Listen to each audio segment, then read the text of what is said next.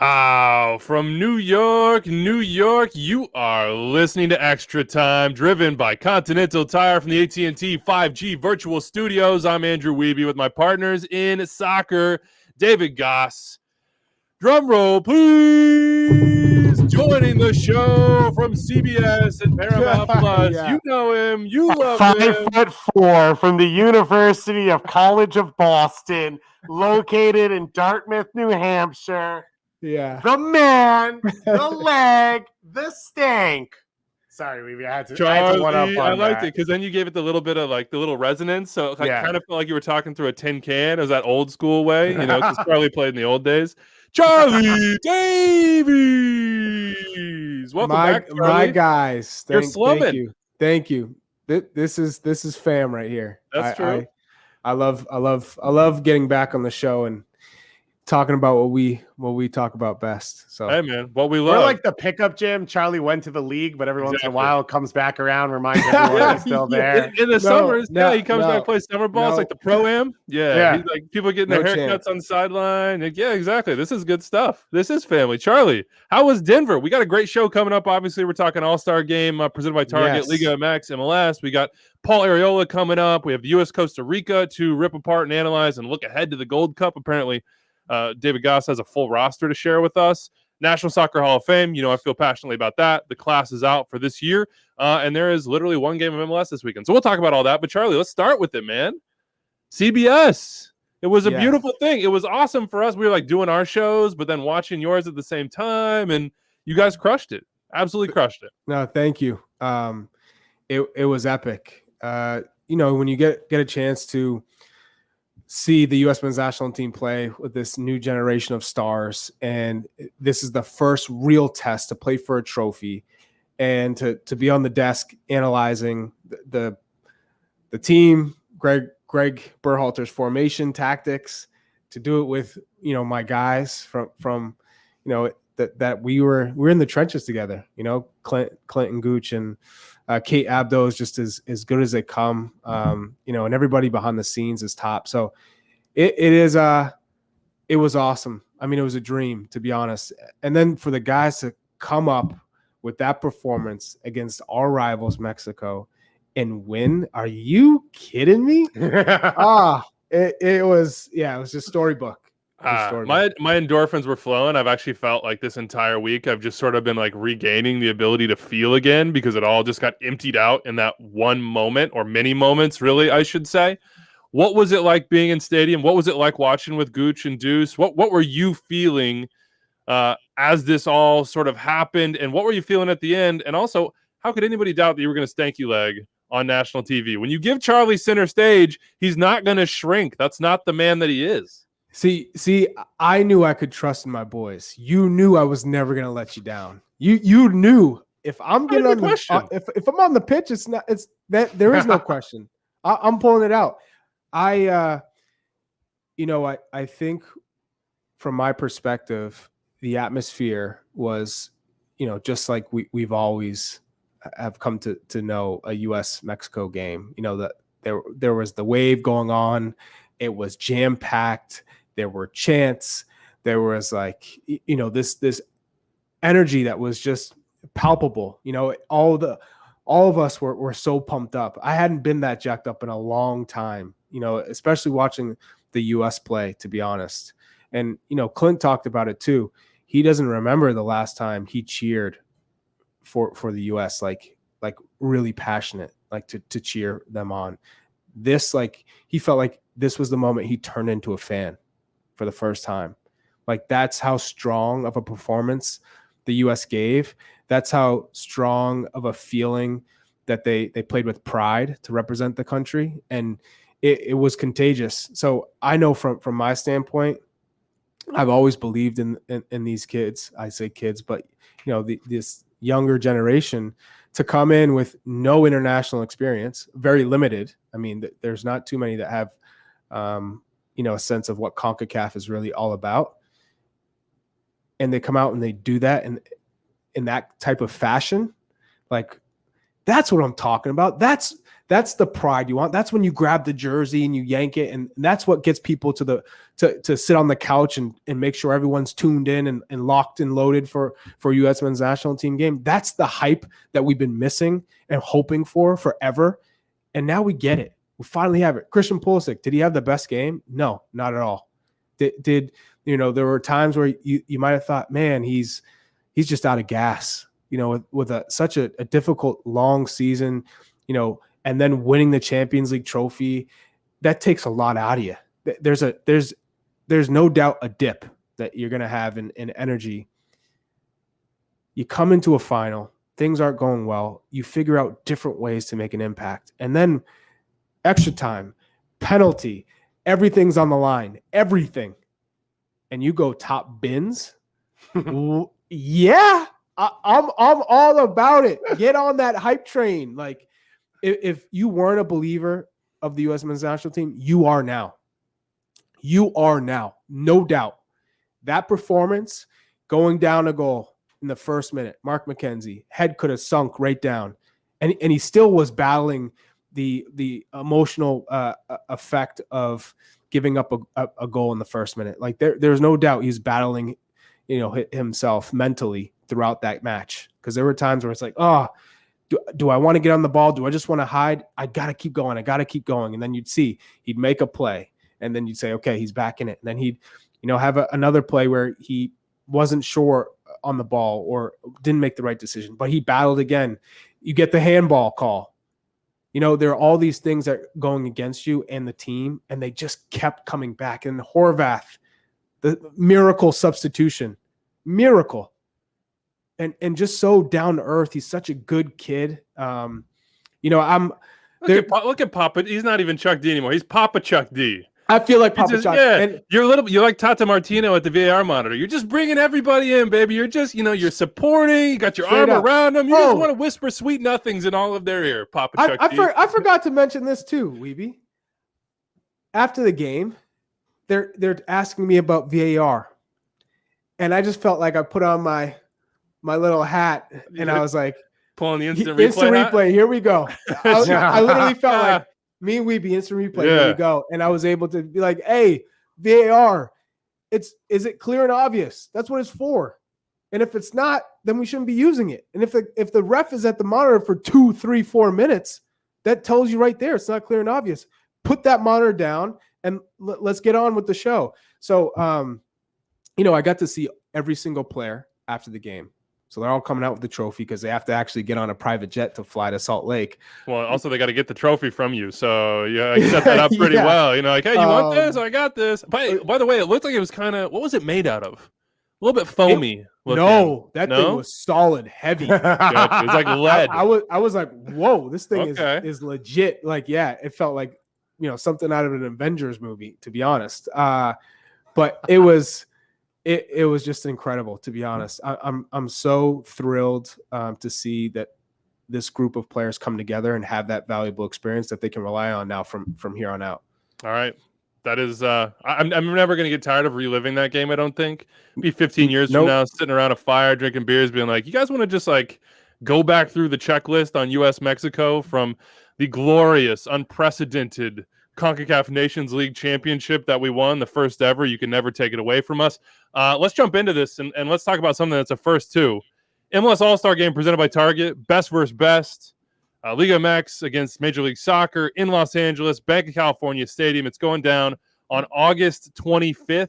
There is also an All-Star Week. There always is. It seems like we'll actually get to have that week this year where you have skills challenge and you have your parties and you're getting together, you're connecting. It's even more beautiful this time, in my opinion, because it's a block party. It's our block. We don't need European super clubs to make this cool. We don't need, Euro snobs and your cultural, prioritization on our block. Like, this is us. This is North America. This is Mexico. This is Canada. This is the U.S. This is the Yucatan to the Northwest Territories. This is what we do, and this is what we are going to do, and I couldn't be more excited about it. Fox, TUDN, TSN, TVA, that's where you can watch this thing. We know the coach for MLS, that's Bob Bradley. We don't know the roster. That will come at a later date. Of course, the fan vote. Bob will have some choices, and Commissioner Don Garber always has a couple commissioners' picks as well. This is, in my opinion, what it is probably always should have been, and I understand why it wasn't. There are all these other considerations, but I'm glad that we've finally settled on it now. Dave, how do you feel about this? I know you and I and we've done the video where we just sort of like emptied our brains and went crazy because we went through all the dream picks that we could make. You know, what if Landon had played in this game? What if Rafa but Marquez had played in this game? What if, what if? Well, we don't have to what if anymore. We have it. How do you feel? I agree with you. This is the perfect way that an all-star game should be, because it's going to be fun. There's going to be a little bit of chippiness still to it, though. And for this region, it's going to be a huge moment. And I think for fans in Mexico, or Liga MX fans, it's going to be a huge moment because they've never seen an all-star group. Like, they've never seen, you brought up on the last show we did, Funes Mori. I brought up APG. No one's seen those two guys play together, right? And these guys are rivals at the highest level in championships constantly. Now you're going to see them on the same field. And I think talking about those people in the other parts of the world, this is going to be a global event. When have you ever seen an all-star group from one soccer league versus another? We've now seen with MLS All-Stars versus a European club. You've seen best 11s and legends 11s. But in your prime players, this has never happened before. So you've got the global event, which I think is going to go out, and it's got Charlie juice. But then you've got what's happening here. And it's going to matter. Like, it matters to these leagues to compete against each other. It's part of the growth of the game in this region. And there's no other way to word it. They slag Carlos Vela. They slag Chicharito. Like, Vela's going to have a hattie in this one because the guy's going to come out to play. And I'm so excited to watch that. Well, and to see Chicharito and Vela play together. I mean, to me, what all-star games are about is imagination. It is the what if. What if you put all these guys on the same field? What would happen? You've never seen Carlos Vela and Chicharito play together? I'm saying before. It's only happened about 75 times. I'm saying they have it. It hasn't happened recently because Carlos hasn't been with the national team. Of course, they started their careers the same place. We talked to Chicharito about that on this show. But like to have it happen again. I was in the stadium in Moscow last time it happened. It went pretty well for them against with an MLS crest on their chest. No, never. No, this is that crest, baby. It's a beautiful thing. I also think it's just a beautiful thing because all of us are intertwined. There is rivalry here. We saw it obviously on the international side. We'll see it even more because Canada's moved on now to almost the third round of CONCACAF qualifying. They might be in that final 8, and you could get that more as well on the international side. There's rivalry in CCL. There's rivalry on bragging rights. But there's also collaboration, and I think also an understanding that, like, we're all in this together. Whether it be 2026 in the World Cup, whether it be where North American soccer is going, the Leagues Cup, Campeones Cup, whatever. This is not just competition. There's also an element of collaboration. And what can we be, that imagination side? What if all these leagues, what if all of us were working together to raise the game in North America while also competing against each other and having those bragging rights and having that trash talk? Like, that's the what if, and that's what we're embarking on. And all these sort of sinews between the leagues are only getting stronger. We'll talk to Paul Arriola in just a little bit about where that could go. He has experience, of course, on both sides, internationally, on the club side. What could this partnership be? But this is the start of it, Charlie. And I wonder, from a player perspective, with this different format, it's not completely different. It's still an all-star game. But now you're taking on a league that you're trying to usurp, basically, in the region. What do you think players on both sides are thinking about this format and what it means? Well, I think it's about pride, for sure. You want to say you play in the better league, that your league has the better players. Like, that's what would be going through my mind, is like, I'm about to show out.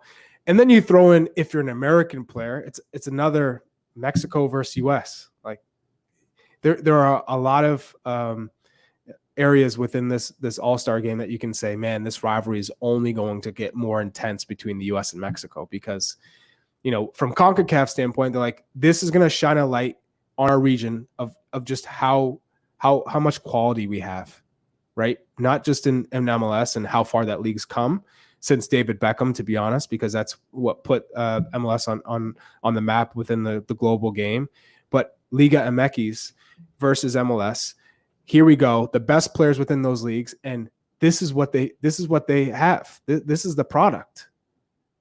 That hypes me up, and I think for the rest of the world, they get a glimpse to say, "Whoa, look at all these awesome players! Like, I want to be a part of that, or we need to go out and spend some money to get some of these players into our team or into our league." So it's a fantastic opportunity for Major League Soccer again to to show how far they've come, to show that they have the better players, the more entertaining league. I think for Bob Bradley, again, to coach against a Mexican side, there's just a lot of parallels in this match and cool little stories with Carlos Vela and Chicharito, like you touched on. I'm really hyped about this game. I want to be there, and I'm working the phones and working the emails right now to find a way to get there, and I'm going to come full Rob Lowe with the MLS jersey on, with the MLS hat on, just repping it. I want to be there because, to me, the All-Star Game is one of the most special times of year because it's when everybody's in the same place. Preseason, there's a little bit of that, but you don't have the fan aspect all the time in preseason. But the MLS Cup, yeah, a little bit, but it's really two clubs. It's about those two clubs. All-Star is about our league, and in this case now it's about both of these leagues. And I think in the last year and a half, what I've missed the most is the connections with people, is the opportunity to meet people, to reconnect with people, to be around people where we all understand one central thing, which is that we love this game, we love our region, and we want it to grow. And that gives me energy. That gives me hope for the future. And if you're listening to this, my bosses and or the people that hold the purse strings on the budget side, you should send me to Los Angeles and Dave and Charlie and Doyle. You just wasted everyone's time to make a pitch that you should go to this game. Yeah, everyone listening to this podcast. You mean like an all-star? You should like an all-star party. You want an all-star party? No comment. No comment. I'll take the invitation to the red carpet all-star party as well. It's going to be an awesome time. And it's LA. It's LA. Yeah, it's the center of it all. Can I just say the last time I was in LA for Hollywood, was it for an all-star game? One of the last times I definitely lost my credit card and had to go back and get it at the bar the next day. So shellbacks, baby. Yeah, hopefully no repeat of that one. But before we let people have their say, we did a YouTube video on this, and of course every extra time goes to YouTube, so check that out. It was Doyle, me, and Dave. We went through all the players from both leagues now we want to see in the game, as well as the legends that would have been absolutely epic in this thing, from Jorge Campos to LD to Osvaldo Sanchez, et cetera, et cetera, et cetera. Go check that out on YouTube. Before we move on and get to Paul Arriola, the interview here, he has some thoughts on this as well as the U.S. and U.S. Costa Rica. Who should coach the Liga MX side of this? We got Bob Bradley. That all makes sense. It's a beautiful thing. You said it parallels, Charlie. There's some great options in Mexico. I personally come down on the side of entertainment value. You're not walking in and setting up a system. You know what I mean? It's not like, oh, here's how we want to play, blah, blah. You're putting guys in the best positions you can, and you're entertaining. Who is going to give us the best entertainment value in this game? Give me a name. Give me a feeling. Who should it be? I'm always gonna go with Tuca Ferretti. Ooh, breaking out the rolled R's, huh? FC Juarez. I've been around Nico Cantor for the week, so he helped me with my pronunciations. But I think just from his pedigree, the success that he's had, I think seeing him opposite Bob Bradley would be entertaining. And in the press conference too, can I throw out a Super Saiyan Piojo Hira? That's what I want. I want emotion. I want energy. I want a feeling. He's talked about MLS in this way before, of that rivalry. I want somebody who comes in and really says, you know what? Yeah, it's a little bit of an exhibition. It's an all-star game, but I actually think this is a little bit more serious than that. And I want more than anything else to win. I want to win, and I'm going to show you my emotion in the moment, in the press conference, in the entirety of the week, how much I care, how much I think about this and these two leagues and the rivalry. I think Herrera would be. I think you're on the old Piojo. I think he learned his lesson, and if he loses, then he's in trouble. So now he knows he can't do that. You guys both said the correct answers. I'm with Charlie on Tuca Ferretti.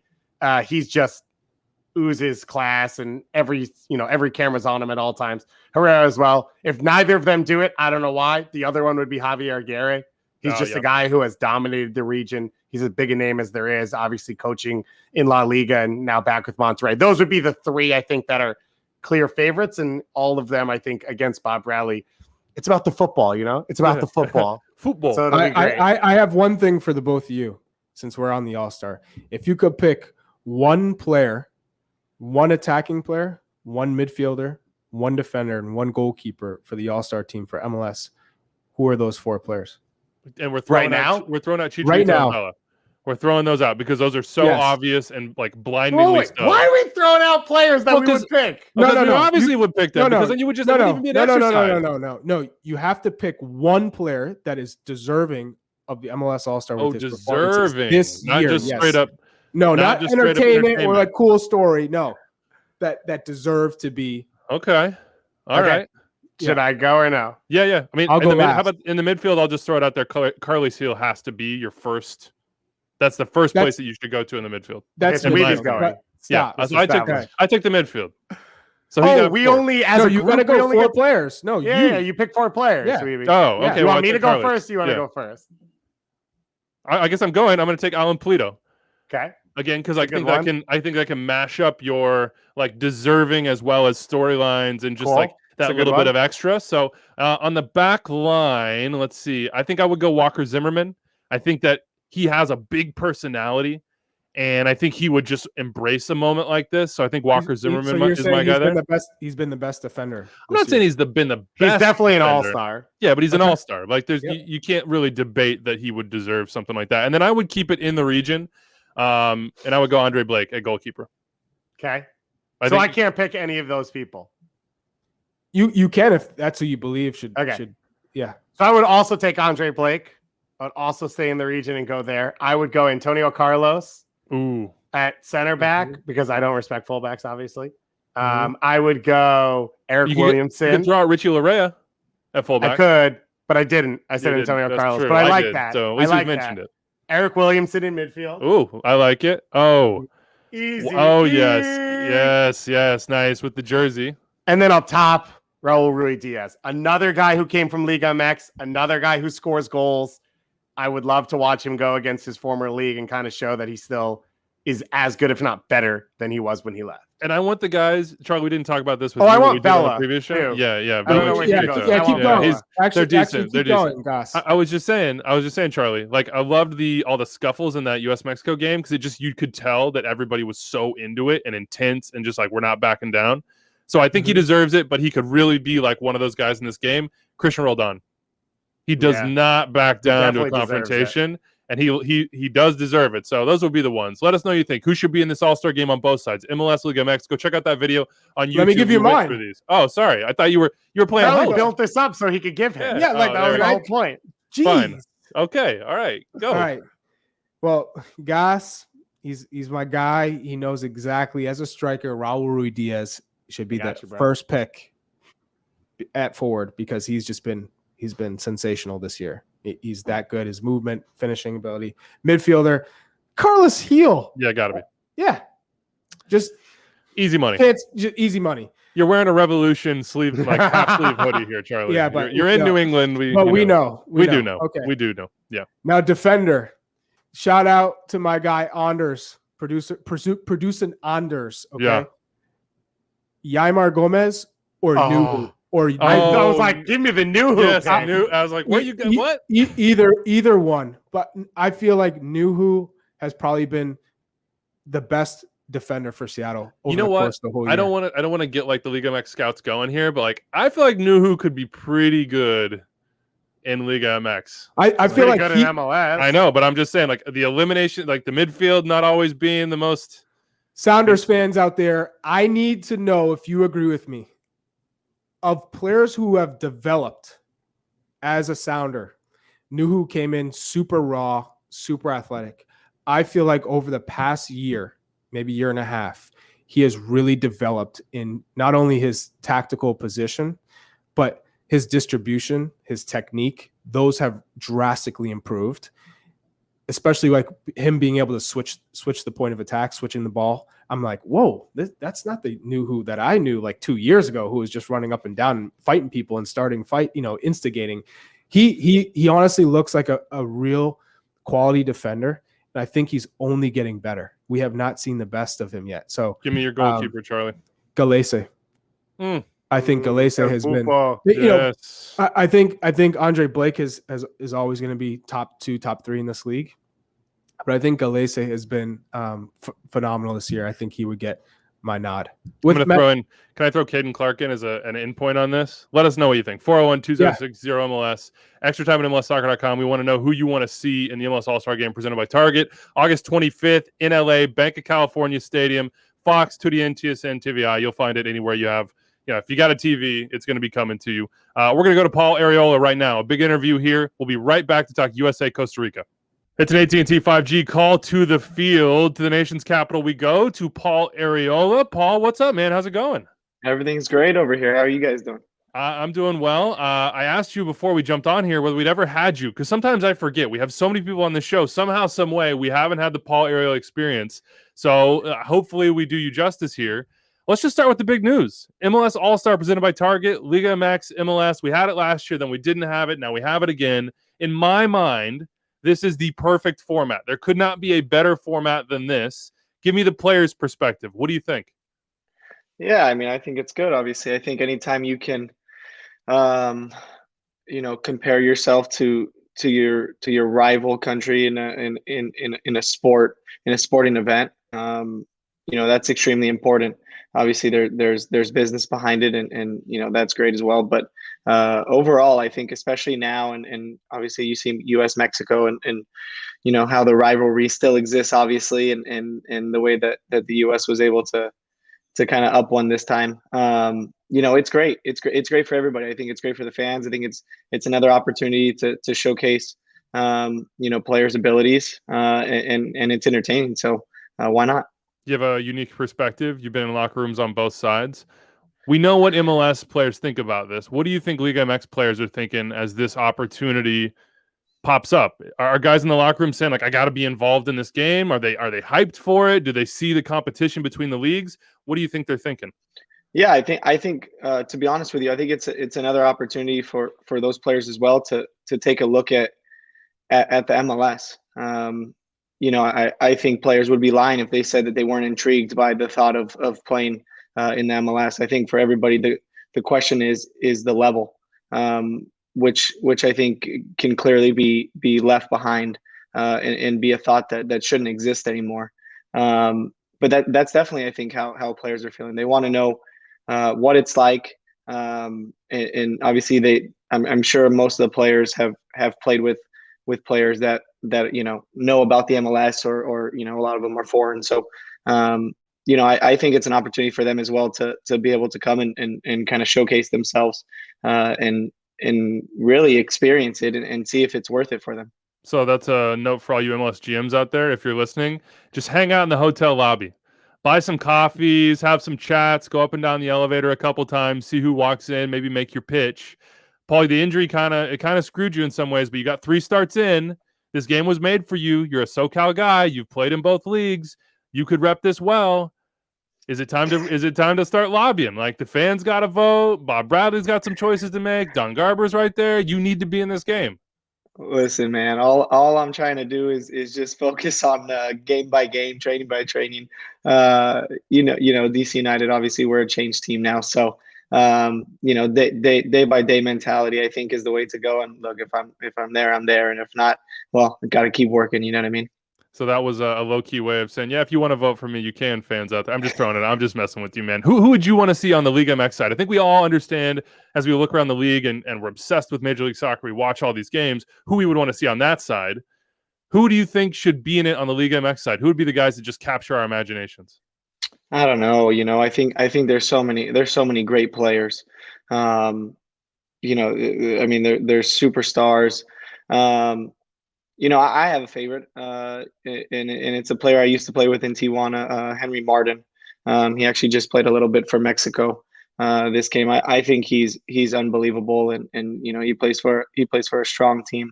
But he's definitely one of my favorite players of all time, even to play with, the way that he's able to allow players to be themselves, and he's a type of 9 that kind of does everything. But of course you're going to have your superstars and Gignac, and obviously the way that the Tigres team is assembled, you can really pick and choose who you want from that team.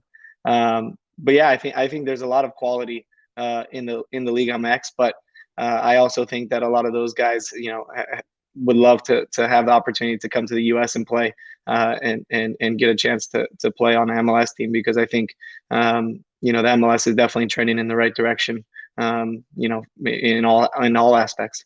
Where do you think these two leagues go? I mean, you said it. We all know it. We're not blind here. Their futures are intertwined, whether it be this All-Star Game and those in the future, or Leagues Cup, or Campeones Cup, or CONCACAF Champions League, and what that's becoming. Where do you think this could go? Where would you want to see it go? I actually like the different cups.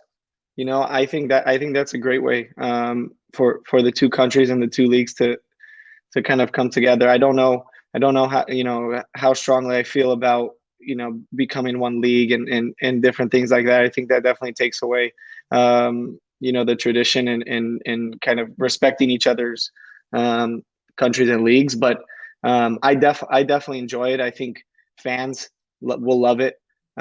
Constantly being able to see their teams play, and again, it's another way for us to measure the MLS to Liga MX, right? The only way that we're really only able to measure is through Champions League, and I think we all know how that goes. So for us, I as players as well, I think it's great. It's again another opportunity to showcase and kind of show where you're at and to show others as well. And for us in MLS, I think it's kind of about gaining respect still, especially in other people's eyes who might be a little more naive or maybe don't know too much about the league because it's just not broadcasted enough. So that's kind of my 2 cents on the two leagues. I love Leagues Cup. Big Leagues Cup stand here. So let's go to US Mexico though. You mentioned it. You've been hurt. You're coming back. We hope to see you in the Gold Cup. I'll hit that in a second. But I just want to know how you watched this game. Where were you? What emotions were swirling through you? Are you one of those guys that's sitting back, cool as you like on the couch? It's like, oh, yeah, all good. Are you jumping up and down, throwing food, like having a great time? No, I'm definitely as cool as a cucumber, man. I just hang out like when, especially if one of my teams is playing, like I'm not a guy that's going to go out to a restaurant and watch it. And I need to be able to sit down. I need to be able to hear commentary. I need to be able to just relax, hang out. So I was just at home watching on the couch, but man, that was a game filled with emotion. What did you what was the moment that really got you where you were sort of like, oh man, this is incredible. I can't believe what's happening here. There's a laundry list of them, of ridiculousness, of quality, of just like moments where you're like, I'm going to tear my hair out. I can't believe this is happening right now. Yeah, I mean, in the end, obviously the 2 penalty kicks, that's unreal. It's unreal. It's unreal to have that, and then obviously Ethan making a wonderful save. I mean, that's when you really feel it. It's like, oh my God, like what a game. I mean, especially being a part of the U.S., it just means so much. And of course against our rival is huge. So for us, and for me, I was so proud of those guys. Just because I know, I remember 2019 playing against Mexico. I remember, I believe 2017 playing against Mexico in the Azteca, and how hard it was for us to get a point there. And then in 2019 losing to them in the final, in the Gold Cup, and how much that hurt. So I know how excited they were. And I just couldn't be happier for them. And obviously as a group, it's a confidence builder. It really is. So I'm looking forward to hopefully getting another chance to represent the country, and to be a part of that group. Have you talked to Greg at all recently as you've kind of hit these points along your comeback from injury? Yeah, I spoke to him. I spoke to him a couple times before Nations League. And to be honest with you, it was brief, short. I've said it multiple times. Greg's an amazing guy and an amazing coach, in the way that he's able to, take care of you and show you, how important you are to everybody. That's an amazing thing. That's an amazing trait to have. So yeah, we talked a couple times, and obviously since then not yet, but hopefully we'll get a chance to catch up. How are you feeling just after everything that you went through with the Swansea experience, now coming back, like physically, where do you feel like you're at? And when you look ahead to this summer, in your mind, are you thinking, I'm available for the Gold Cup? I would like to be at the Gold Cup. What's your perception on that? Yeah, of course. Of course. I mean, it's an international tournament. It's a tournament that I feel specifically that we need to win, that I want to win, from the last Gold Cup. And if I get that opportunity, I would love to be there. I'll be there in a heartbeat. But physically, I feel good. I feel good. It was an interesting first half of 2021 for me, and coming back from an injury and kind of what's going on. There was a lot of what this and that, but it just feels good to be healthy, to play, obviously to be with the guys, and to play in a new style, play in a new system in DC. That's an amazing thing. I think the energy around DC and DC United right now is great. There's really no expectation from the team. From the outside, okay, it's not Hernan's players. It's a new coach. It's a new system. We have nothing to lose, really. We're playing and we're having fun and we're enjoying the way that we're doing it. Yeah, we're working hard every single day to be able to do that and to play a different way than DC United is used to playing. So it's been exciting, and for the past couple months, I've had a real good time and a real good connection. A part of DC. I've made a lot of carb jokes on Twitter. I've watched from afar and been like, whoa, the amount of fitness, the attention to detail as far as body composition goes and everything that it requires to play in Hernan's way is pretty incredible. And it seemed like there were some bumps along the road, and that's to be expected. A new coach comes in, he's trying to do something new and different. How new and different is this, though? Can you compare and contrast a little bit what Hernan is expecting versus what it was like before? And that's no slag on Ben. That's just a different perception, a different head coach with different expectations. Yeah, I mean, it's hard to compare, really. I mean, easy to compare, but I mean, everyone has their own style. You can bring in another coach and it's going to be completely different, probably, as well. And I think that was the point, again, to change it up, and to really try and have a different styled team. And for us, we've enjoyed it, and I always say it, in a system, you have to buy in. And I really feel that Hernan has done a good job to really, have us buy in. I mean, not just buy in with on the field stuff, but off the field stuff. They do ask a lot of us, and we're all professionals, and to be the best, you have to be up for the task. So, I give a lot of credit to everybody so far, players and staff and technical staff, to be able to kind of get us to where we are now. And I'm excited about where we're going this year. Not talking about next year or the following year. I think I'm really excited about, this year and being a very strong team and being able to have people say, oh man, well, who would have thought DC United was like this? We were expecting them, to maybe be like this in a couple years. I personally don't think that's the case. I think we have the capability to be one of the best teams in the league, offensively and defensively. It's obviously just a matter of execution and staying healthy as a collective. The execution side. I always ask this, and I always try to get details, and sometimes it's hard for people to explain it or they dance around it. What does Hernan expect from you guys on the field? Without giving away the big secrets here, but how would you tell a layman who has never seen DC United play what Hernan is asking of you? Run. Run. And run, run forward, run for each other. I really think, to keep it as simple, that's what it is. If you're a pressing team, you want to be able to get forward, and you want to be able to always press. The more times you can press forward and not backward, the better off you're going to be. And that's kind of how we are. And in the offensive, offensively, we're really starting to get some ideas. I think in the beginning, what kind of showed is that we didn't really have too many ideas, right? It was a lot of creativity, and if you're someone that analyzes DC United and you look at the roster, you think, okay, well, there's not really a superstar. There's not really a one guy that's going to change the game, week in and week out. And we all know that, and we all accept that. That's not a problem. No one is out there trying to do everything for the team.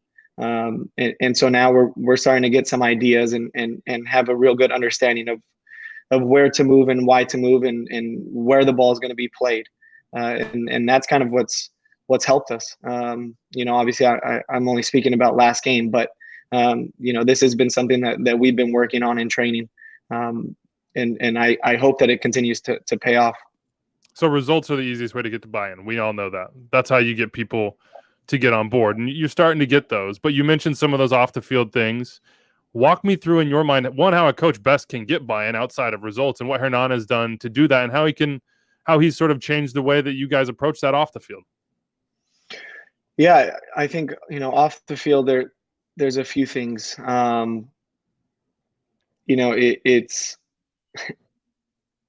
It's making sure that you're ready to go, when you step on the field. Put it that way, as far as like making sure that you're taking care of yourself. When you get to, when you get to the facility, it's not just, you're not going to just sit in your locker and hang out for an hour and not do anything, and then all of a sudden show up and train, right? Like we do a lot of good things before we do, a pre-activation. We have meetings every day. We have breakfast together, we have lunch together.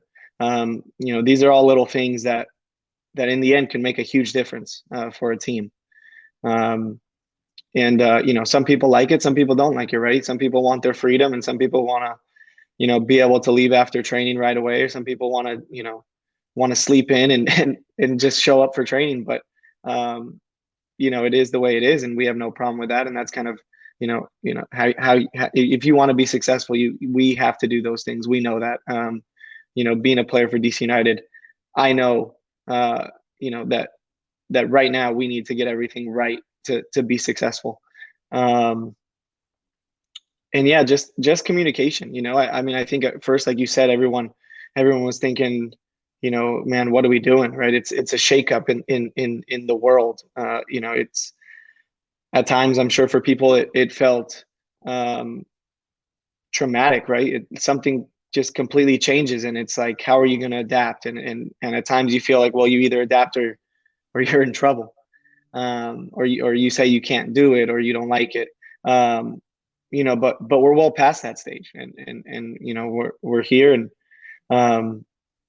we've been working extremely hard, like I said, on and off the field, right? We talked about the diet and the eating, and of course I think there's things that the club can also help us with, and that I think all of us collectively are working on that.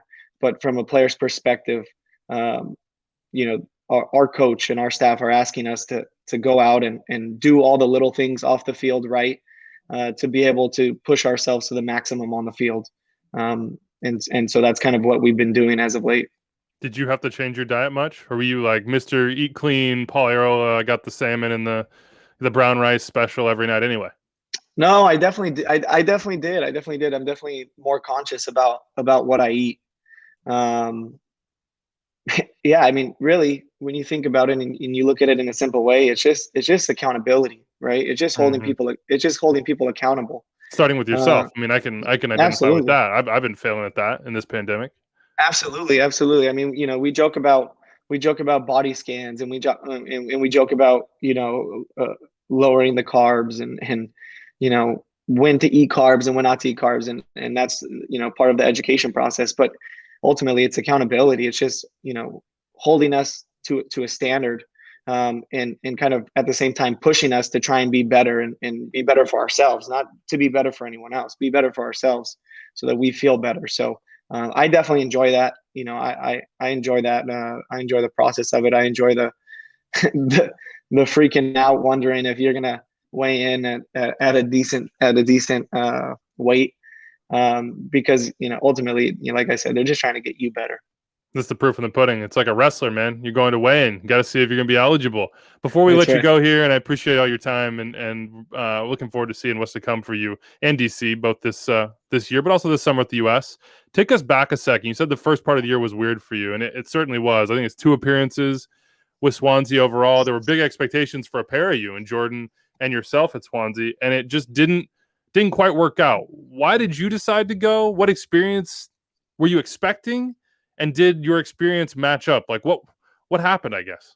Yeah, I when I was coming back from my ACL last year, I really wanted to go on loan. I thought this year was a huge year. I thought I got, really lucky to go through an ACL injury last year, during COVID and when everything was kind of shut down and there wasn't a lot of obviously there was limited international games, I don't even know if there was an international game. I don't think so. I think there was a February 1st to December, which I played in both. But I just really wanted to keep going. I felt I worked so hard for 8.5, 9 months of rehab that it just didn't feel right to end the year after playing one game, and then just wait, because obviously we weren't quite sure when the league was going to start back up, and I just didn't want to take the chance of waiting 4 or 5 months without playing a game again, since I had missed pretty much over a year of not playing, right? So that was a huge part of it. And obviously I had expressed that to the club and the organization themselves, and they felt most comfortable with me going on loan somewhere that was controllable, that was in a controllable environment. To be honest with you, that it was the thought of sending me somewhere where they didn't have too much control and maybe their relationship wasn't amazing, and then if I were to be overused, or if something were to happen to me, that was kind of a scary thought, and I completely respected that and I understand. And so yeah, obviously Swansea came about, and I immediately jumped on it. I was extremely excited. I wanted to go over there. I wanted to get a chance to play and see what it's like, experience life, especially in England, and at the time Swansea was in second place. And I had spoken to Jordan in our January camp, and he had said that he was also potentially going over there. And then when you hear that, and you hear one of your really good friends could possibly be going to the same team, I mean at that point it's tunnel vision, right? You're excited. You start to think about what it could be and what kind of impact you guys could have, and different things like that. So not to go into too much details, but it comes along and we both end up over there. And I think it was just a difficult situation for me. I come in and I think the manager immediately kind of saw me in a 10 position.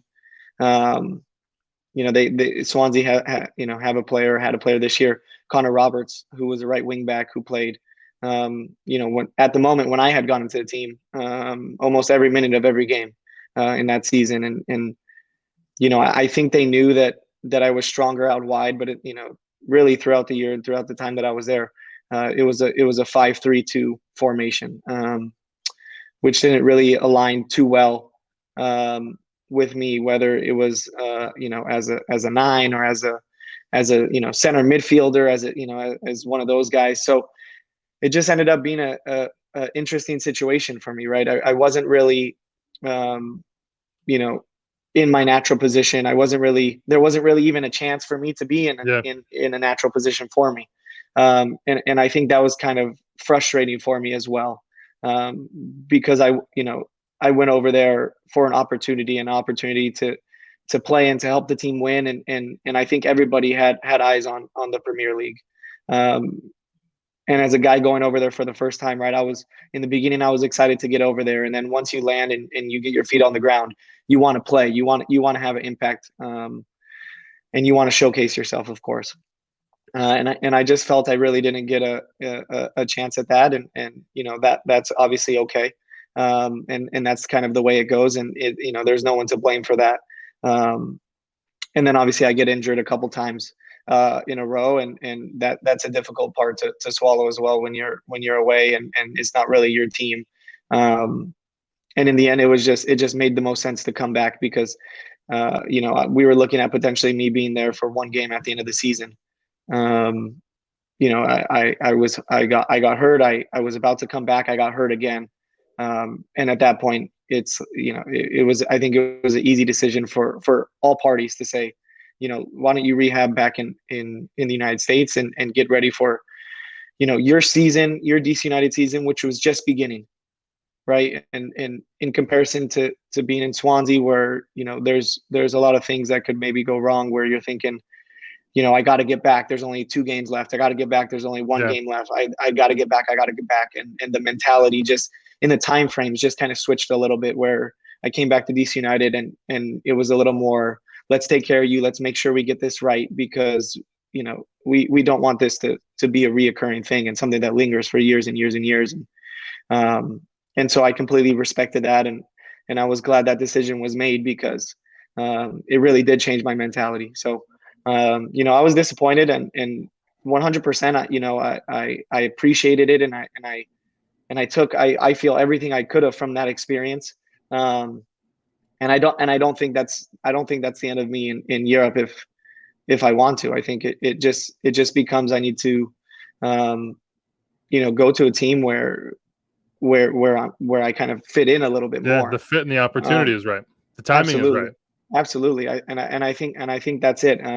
But I'm definitely not opposed to going back over, and giving it a go again and looking for an opportunity. With that being said, I'm a DC United player. So, that's, like I told you earlier, it's day by day. It's not, I'm definitely not thinking too far ahead. I'm not thinking, in 6 months, in 2 months, in a year. I'm thinking about, tomorrow. So, I'm really excited. Obviously it was a rough experience, but at the end of it, it was an experience. I think I've gone through, in my life a lot worse, and in my career a lot worse. And so, yeah, obviously I'm really thankful that it happened. And I think it's just kind of a little more motivation for me to keep going and go even harder. Appreciate the honesty, Paul. Yeah, that's a journey packed into a couple months in a time which we're all facing some insane challenges, to come back from the ACL and then to go through that and to be here now. We just wish you all the best, man. I could do this for another 25 minutes, but I know you don't got all the time in the world, and neither do I. So I appreciate you, Paul Arriola. Good luck. We hope to see you this summer at the US. Best of, man. I appreciate that so much. Thanks for having me. All right, good stuff for Paul Arriola. Do you want to host, Charlie? I know you kind of try to take over. You're on Kate Abdo a little bit. You're like, oh, I know how to do this now at a higher level. Like, if you want to, I'll step back. I like playing the analyst too. It's fun. I was like, let me throw something at you. Yeah, I liked it. Maybe you host at a January camp level. Charlie's now a Nations League finalist, so it's a different world. Wow. Hey, you guys took it well, so that's what it's about. Yeah, well, you know what? If this is January camp, I will see you at Shellbacks. All right, we're going to be in Manhattan Beach. I'll be enjoying myself. Yeah, for US sure. Costa Rica 4-0. It was a friendly, but it was sort of a fake World Cup qualifier. But it was more friendly, certainly, than US Mexico, and that was inevitable. The amount of energy expended in that match in the Nations League final, you're just never going to match that. And certainly Costa Rica had expended a lot too in 2 losses, but. Can I push back a little here? Because I've seen this a lot. I think that this is what a three window World Cup qualifier will look like. And I thought that it was a bit unfair that the reaction was, oh, it wasn't the same team Costa Rica played against Mexico. Just say his name here. His whole lead was that it was a friendly. Matt Doyle. Oh, yeah. I didn't actually remember that that's who said it. So appreciate that.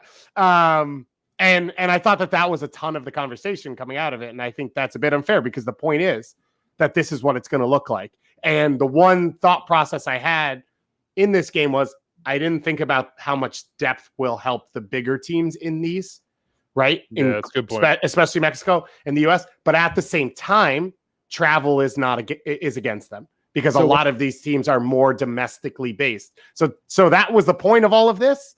And for that, it was a big win for the U.S. to show we can rotate a squad through 3 games, play against the CONCACAF team that's also playing at high levels, rotating a squad over those 3 games under a manager who got fired 10 hours later. So not exactly at their peak, and get a dominating victory. I think there was still a lot that had to be done for the U.S., and it was done well. One thing that you could add to that, though, is that we didn't have to travel.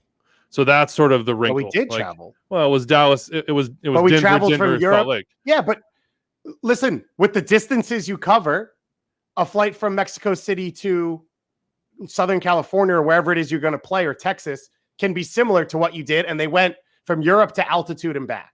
Or I guess continued in altitude. Yeah, so I think it did mimic a lot of that. Yeah, you didn't have the environment. You weren't the quote unquote away team. Although you could say, playing Mexico with Mexico, playing Mexico in NFL stadiums as close as you're going to get. For sure. What did you take away from this game, Charlie? Who are the players that you keyed in on? And of course, they're the obvious performances here. You had Daryl Dike Hive, stand up, baby, let's go. Mark McKenzie, by the way, with the through ball to set up Daryl's goal.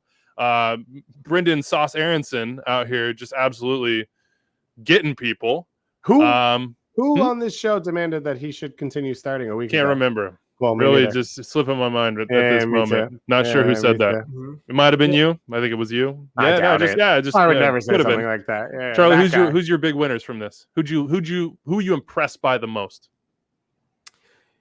I'm impressed by Daryl Dike. I've always been impressed by Daryl Dike with his growth, with his positive attitude, not getting down, having a phenomenal season in the English Championship, but not being a part of the Nations League roster, not playing, right? So to still come in, feel hungry.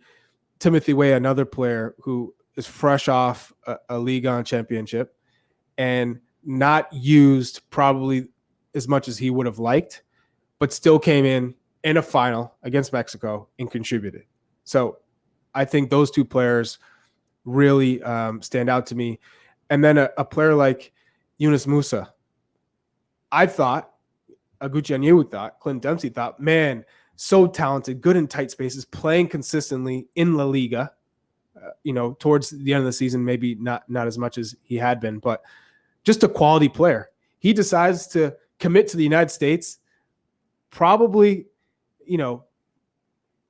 I wouldn't say guaranteed, but probably led to believe that he's going to be playing for the full men's national team, which is why you would take that opportunity. Plus, surrounded by a lot of the young, talented players who are playing in Europe. So the future looks bright, and not playing a minute. That was a shock. So for him to come in to this friendly, which is, let's be honest, you go from Nations League, you win a trophy. Now you got to play a friendly. The excitement, it's not going to be there, right? You're not going to have that same passion and energy to play in a friendly against Costa Rica, a couple of days after winning a Nations League trophy against your biggest rival, right? So for the players to still get up and perform, that's impressive as a whole. Tyler Adams, we all know what he brings to the game. He's, you could say arguably one of the most important players for this U.S. men's national team, just because of how he provides balance for a Weston McKennie, how he provides balance for a just eliminate the arguably, right? Like, right. He is the ultimate security blanket. He's the guy where you're like, if you're Timothy Way, you're like, I'm gonna run at this defense. If you're Reggie Cannon, you're like, yes, I'm going to overlap here. Yeah, let's throw in some step overs. Let's take some chances. Because if the ball's in a 50-50 situation going the other way, it's our ball. Yes. And then Brenden Aaronson, he's always been such a happy-go-lucky kid, and he was focused. I talked to him after the final, and he said, I know I got to wait my chance, and I'm just going to keep working hard. And whenever I do get a chance to play, an opportunity to play, I'm going to make the most of it. And I'm just going to keep showing that I deserve more minutes. And here he goes, and he shows it. Reggie Cannon, I thought he was fantastic. Reggie, another player who continues to grow, and that finish, his anticipation, cutting off passes, and very intelligent player. And then Can Mark I just McKenzie. say, real quick, well, focus on Reggie. That's my last point. I felt like I go through the whole team, but Mark McKenzie. When Weavy asked you the question, I was like, here comes the 11 from Charlie. But it was Mark that type McKenzie. of performance. It was, it was. And to Mark, and the point on Mark that you said about him picking himself up in the Mexico game, this was a better performance from him. Yes. So he bounced back from that experience and a lot of the crap he's had to go through since then, which is completely unacceptable and disgusting, and stepped up with a better performance in this game to show that's why he's in this group. That's why he got the move to Europe, and that's why Greg trusts him and wants him to be a part of this. And he is one of the 3 or 4 best center backs in the U.S. pool and will continue to get better. So he was great in this game. I would just say on the Reggie goal, it's Tyler that closes on the counter press that Reggie reads and then picks up the second ball. That didn't exist without him on the field. It doesn't exist in our player pool without him. It is, I think, one of the players in our pool's attributes that is world class. And I don't know that you can say that about everyone. We have great players, but he might be top 5 or 10 in the world at that thing that he does at a high level. And he showed it there in that moment. And Reggie handles it perfectly well. And I thought Taylor did a good job on the broadcast there about talking about, first he gave the option for Musa like 10 seconds before that allows Musa space to cut inside and shoot. And then on this one, he comes inside, defends, gets it, and is able to finish it himself. Let's talk about the finish, though. Yeah. The right to which left, we saw for Dallas a little bit. I was going to say, didn't he score some lefties for Dallas? Like cutting in with that left foot. So I like, at the same time, I was like, ooh, you're right back to score with his left. But I was like, oh, I'm not actually that surprised. I will say, Charlie, that one job that I'm assigning to you, and I don't have any wherewithal to do so, is that you need to, speaking of January camps, take these guys under your wing a little bit, especially the defenders. Help them with that moment after they score a goal to understand what it is they might want to do and how they might want to execute in that moment. Because while the execution on the field, while play was live, was really good, execution from Reggie on the celebration, I want more from him. I know he's got more. I actually liked it. I didn't even see it. They cut from it. What did he do? Oh, he did calm down. He pretended he wasn't excited. I saw that. Yeah, but then I thought, and then he celebrated. Well, something was coming. Then they cut it to the crowd. And they showed it later. They showed it later. Yeah. Thank you. I think that's class. It's the opposite of the baseball thing where you hit your first home run and everyone pretends they don't notice you. He did the opposite. We was like, dude, don't make a big deal about it. And then he went crazy. That. I was just still being angry about the fact that ESPN cut off that moment. I need Reggie. That's Reggie's moment, man. It was a poor cut. I appreciate the amount of time we did see Weston McKennie just chewing seeds on the sideline, cup with seeds. Just knew he wasn't going to play. Knew he was a Nations League final champion. Is he a plain seed guy, you think? Is he a ranch seed guy? Don't do this to me, I'm just saying, this is important information. This tells me something. As a former baseball player, it's very important what flavor seeds he's doing. And I will add this. There was one moment where they shot over after Tyler got subbed out, and he's sitting with Christian and Weston. I think they were making fun of Christian's haircut. Yeah, they were talking about his fade. Yeah, sure. And I was like, Weevy's going to have that image, black and white picture on his wall within the next 6 years. I got a free space right here, right above my right shoulder. The future, man. I got some options. We'll see. It was a great game. It's nice to go into a game where you see rotation. And I thought this is what the entire point was for Greg Berhalter over the last couple of years, was to build a squad that can be rotated and still be not just competitive, but at times in the region dominant. And that's what they were in this game. And Pulisic and Reyna, wow, that's awesome against Mexico.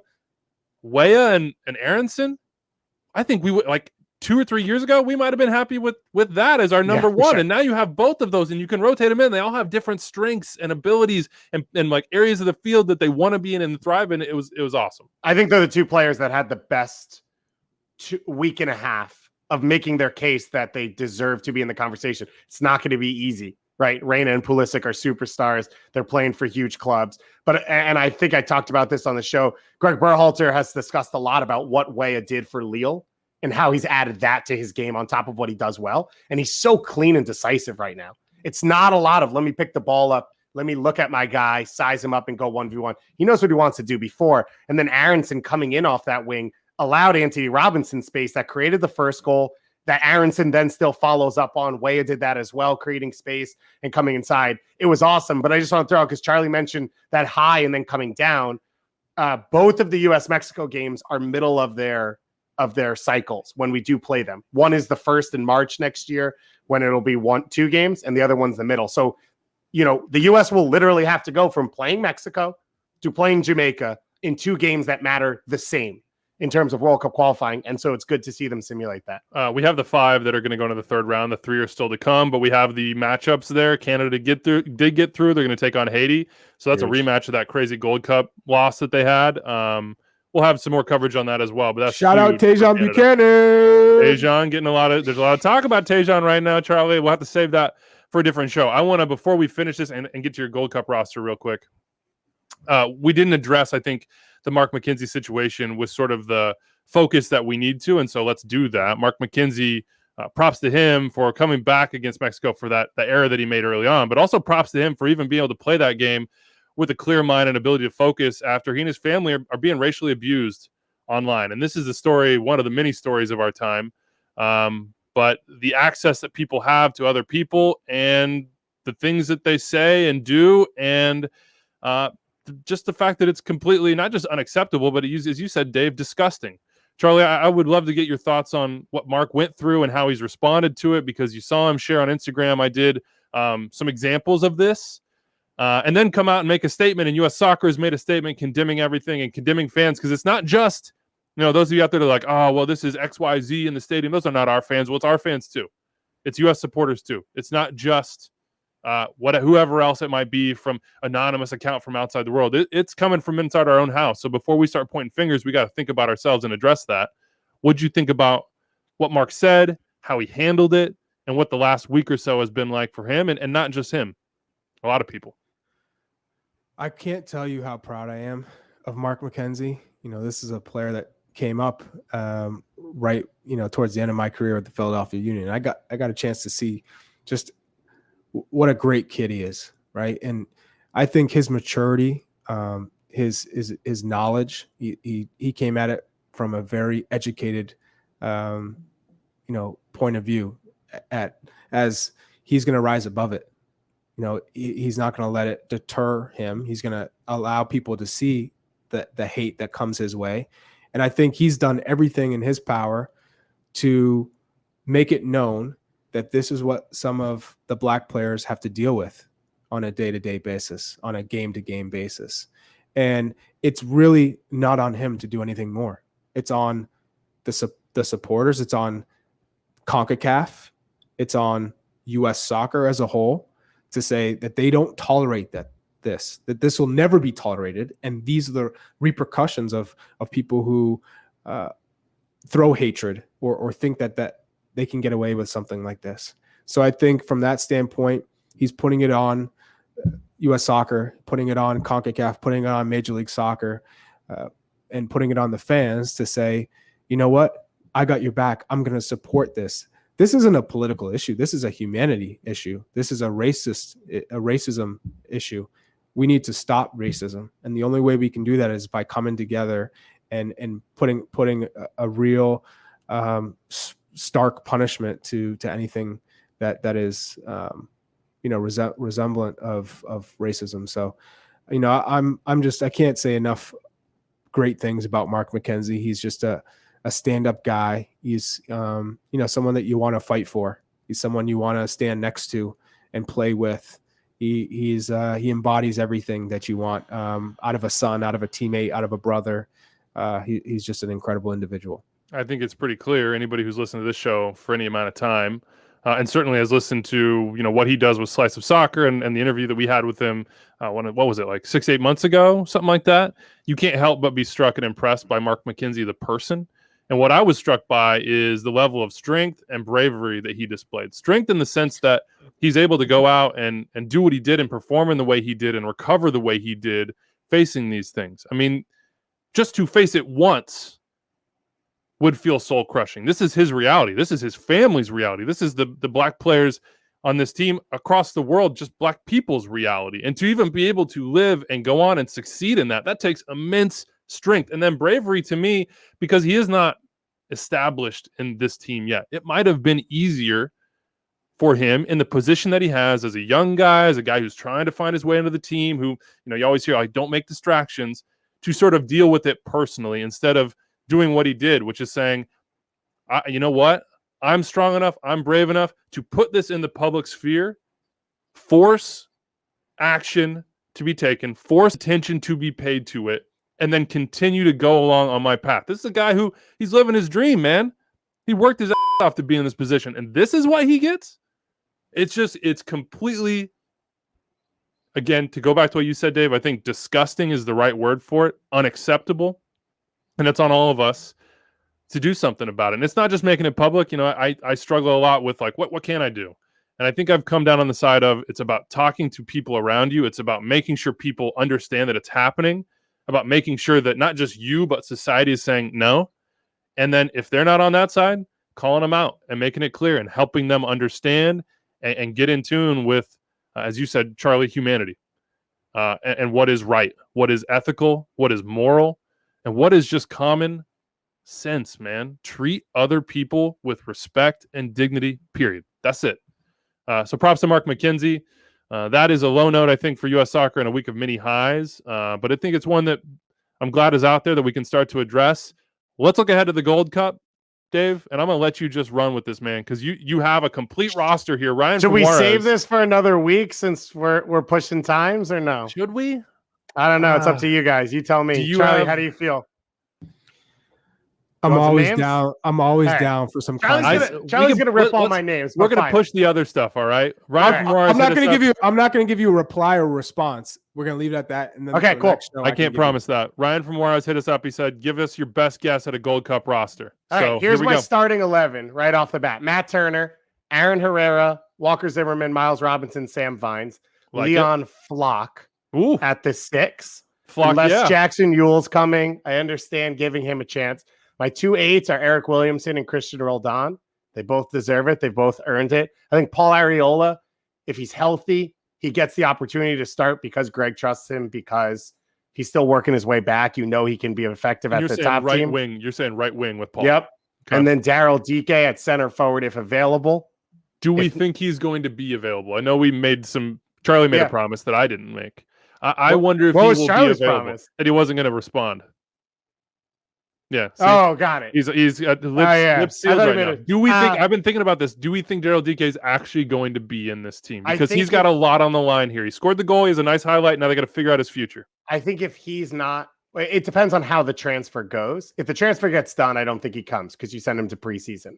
If there's a question of what the transfer is and what's going on, and it's not something where he needs to be somewhere to deal with, I think he'll be in the roster. Whether or not he comes for the whole tournament, because remember, you can swap guys in and out now. You have extended teams.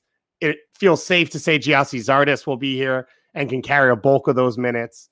So I think you have flexibility with a guy like Daryl Dike.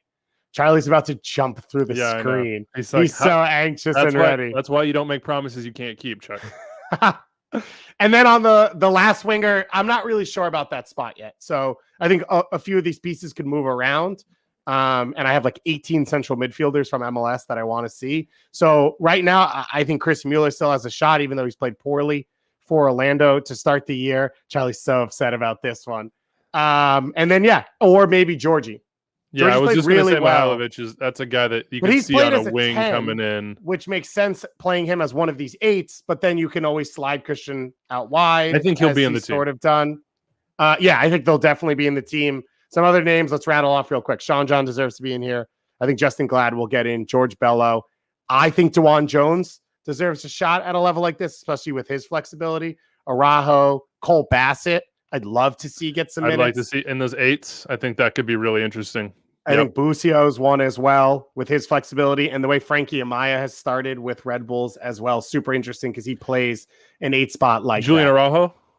Yeah, I had him already. Yeah. Okay, I didn't hear it. Sorry. My bad about that. You're good. It's going to be really fun. So upset right now. Give us a thought, Charlie. Charlie wants us to put Tajon in. Yeah. He wants us to put Carlos Heel in. Yeah. He wants lifting your gag order, man. Essien in.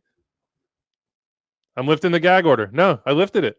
No, I'm not talking on anything, but I'm just going to say interesting picks. Who are you most upset that I left out or put in? No comment. Oh my God. Look, I think we're running up on time here. Anders is going to get mad at me. There's an ESPN Plus game of the week this week. It is the only game. It is Sporting Kansas City and Austin. You can check that one out this weekend on MLS Live on ESPN Plus, coverage at MLSsoccer.com, of course, and we'll spend another week, and then we'll be back in the grind for that side of things. I think it's the last game before Q2, right? Yeah. Or is that wrong? Yeah. Q2? June 20th? I thought you were. I thought I was like, are you like financial terming me here? Like, quarter 2. I'm like Q2. What do you? Yeah, Q2. Yeah, it is their last game, I believe, and then it's San Jose for them. I think next Saturday, weekend. June 19th. Yeah, next weekend it's San Jose for Austin. So for Austin, that leaves them at. We probably should have done this before, but they wanted 1 point per game on the road, and I think right now they're a little bit less. And if they were to get a tie, it would probably put them really close. Loading. They're 1 point per game exactly right now. So if they win this game, they're in a great position. If they get a tie, they're good. Feeling it. Yeah, they're feeling it. All right. Last thing before we get out of here, I just want to say big congratulations. I'm a National Soccer Hall of Fame committee member and voter. I take it seriously. I think it's really important that we celebrate our history in this country, and I think we'll do it in a better way on the next show. We ran out of time here, but big congratulations in the player ballot to Christy Pierce-Rampone, who was the number 1 vote getter, was on almost 94% of ballots, and Steve Cherundolo, who was number 2 with almost 90% of ballots. Both of those players, those legends, are into the National Soccer Hall of Fame. Congrats. As players. Congrats. They both absolutely deserved it. I'm happy to see multiple get in. That's been my beef in the past. One, we don't honor enough of the different constituencies, certainly U.S. women, and I think MLS legends being sort of primary among them. But the numbers just haven't been big enough. And then on the veteran ballot, this is a big one to go to that MLS legend side. Jaime Moreno in with 95.8% of the vote. Right behind him, and just one gets in. So right behind him was Marco Echeverri. They had the same amount of ballots, but Jaime won in a tiebreaker. So Marco's right behind him, maybe going to get in. I think Kate Markgraf should also be in. She was third. We'll see what happens in the future with her as well. So congratulations to Jaime Moreno, and then congratulations to Kevin Payne, who is in on the builder ballot as well. So KP is in. That is certainly deserved. I would throw out that there are a couple guys behind him that absolutely deserve to be in, that almost got in. Another tiebreaker, Clive Charles did not get in because of tiebreaker. Clive Charles should be in the National Soccer Hall of Fame, period. End of story. So I hope we see that in the future. And Essie Bahamas is right back behind them too, just 1 vote back on the ballots. And I think Essie probably deserves it too for everything he did for refereeing in this country. So congratulations to them. Big thank you to you out there for listening to this show and rocking with us as we've gone through all these live shows on Twitter Spaces. We've been all over the place. Did we not get one mailbag in? Sure, let's go.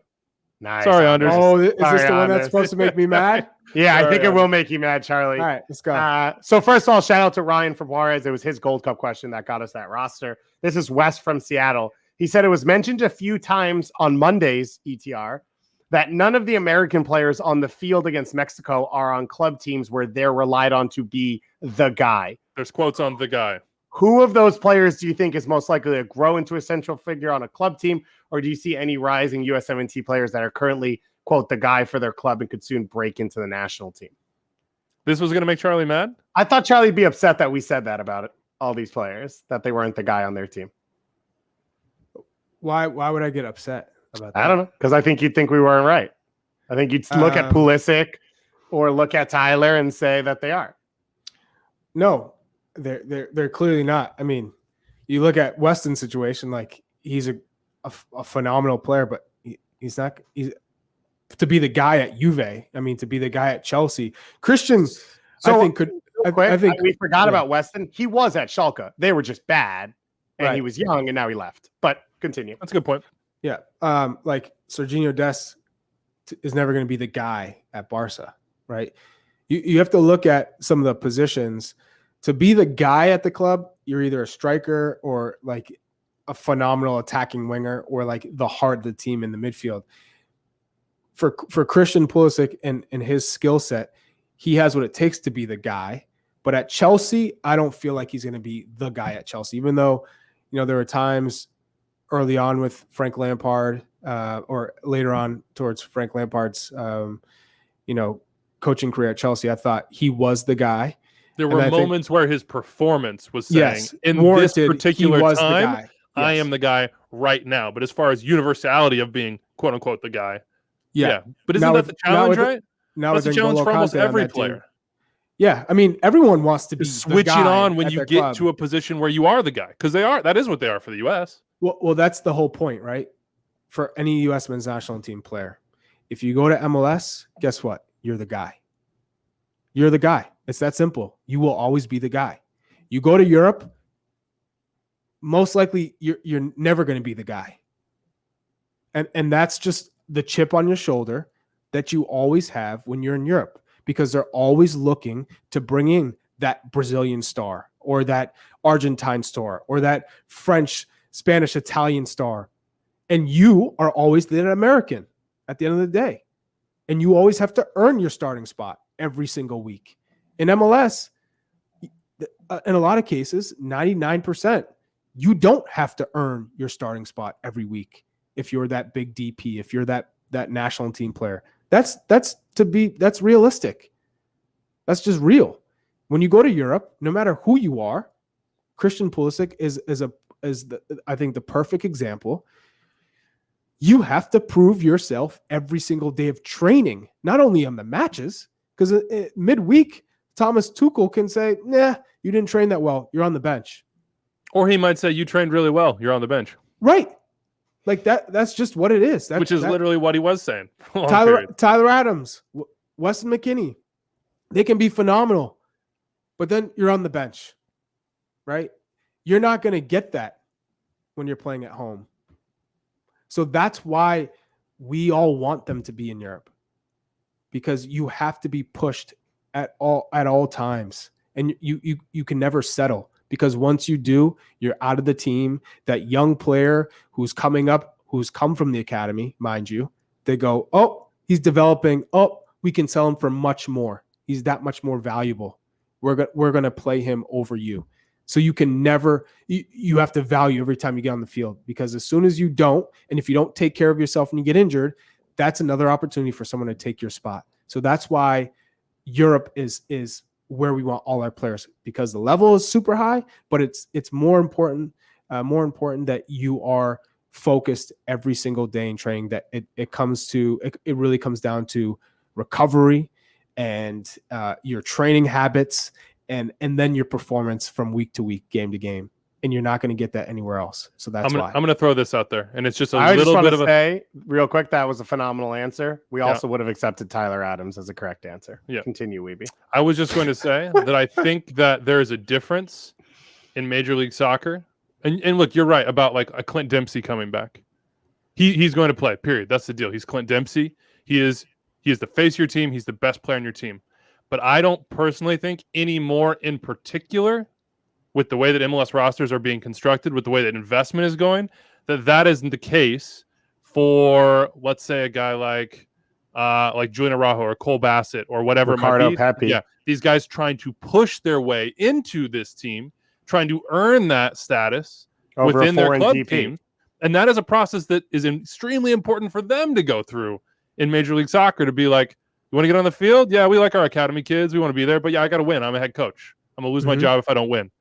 I got to win. You got to help me win. If you don't help me win, I'm going to have to change it. And that's where I think MLS is starting to take big strides in preparing guys for whether it be that next level or whether they're sticking around Major League Soccer to have that edge and that competitiveness. Is it the same as Chelsea? Is it the same as Barca or Juve? You're right. Let's be real. We know it's not. That's okay. But we know that MLS has a role to play in this as well. And we saw in these games a ton of guys that did exactly that in MLS, that broke in, that proved themselves, and whether they moved to Europe or not, perform in those big moments. I mean, it's up and down. It's from Tim Ream. Like, you might not remember him with the Red Bulls, but he had to do that there. And then look what he's done, and had to hold on to a spot in Europe for a lot of years. That was his training ground. That is the sort of duality of this that I think is driving us to the top. It's Tyler Adams. It is Brenden Aaronson. It's Mark McKenzie. It's so many of these guys. I agree everything you're saying. I think we do gloss over the fact that Tyler was a top 3 player on a Supporters Shield winning team. I'm not borderline. That's him earning it, right? No, but he was the guy. Yeah, Brad was, but he also was. So he has done that, I actually think. And he's not the guy at Leipzig, but he was inserted to play against Munich in a versus Bayern in a 1-2 game by one of the best managers in the world. So I think he's the one that's closest to me. And to Charlie's point, position wise as well. Yeah, he's not going to be the star of a team, but he could be the best player on a team or one of the most important players on a big team in Europe in a way that I think other guys wouldn't. And he has, to an extent, in MLS at a level that a lot of these other guys haven't. So, for instance, Walker Zimmerman is the guy for Nashville. Their ability to perform and get results falls on him. And what a beautiful thing it is to be able to bring him in and have him compete now for that national team job, where he is not the guy, but he has the experience having that responsibility. Either way, the message is the national team's rising, man. It's rising. It's a beautiful thing. You can't help but be excited about it. Canada fans, I know you're jacked up too, because Alphonso Davies went out there and had a field day, and so did Jonathan David. Your future is extremely bright, and you got 2 big games against Haiti. look, I'm trying to You manifest can't stop the rise from the U.S. I know. I'm trying to manifest the world I want to live in. That's US where Canada's sick Gold too. Cup matchup coming up. Group stage, same Where's group. that played? Kansas City, baby. Bring Josie to the Gold Cup. We'll see you on pre and post game, Weeby. Right? Yeah, From your unfortunately, that's what I keep saying. I might try to dip out from that Canada one and be like, oh, I think I'll be off that day. I gotta go to the stadium. Got to see this game in person. Anyway, we went long. Anders is probably tearing his hair out. That's okay. This has been a fun one. Awesome. Appreciate Paul Arriola for joining us. Appreciate you, Charlie, for big timing us and still coming back. Didn't know if you were going to pop up, be an empty office or anything like that. And of course, Dave. It's been damn near a decade now. Always a great time to spend with you talking soccer. That's it for us. We will see you on Monday. Have a great weekend, everybody.